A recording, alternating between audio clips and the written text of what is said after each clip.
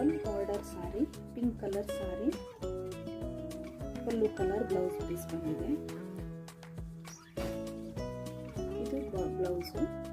ಇದಕ್ಕೆ ಸ್ಯಾರಿದ ಒಂದು ಪೀಸನ್ನು ಸ್ವಲ್ಪ ಕಟ್ ಮಾಡಿಕೊಂಡು ಫ್ಲವರ್ ಶೇಪಲ್ಲಿ ಡಿಸೈನ್ ಮಾಡಿ ಥ್ರೆಡ್ ಪೈಪಿಂಗ್ ಹಾಕಿ, ಹಾಗಂತ ಸ್ಲೀವ್ಸಿಗೂ ಥ್ರೆಡ್ ಪೈಪಿಂಗ್ ಮಾಡಿ ಫ್ರಂಟಲ್ಲಿ ನಾರ್ಮಲ್ ಇಟ್ಟು ಹೊಲಿದಿರೋ ಬ್ಲೌಸು.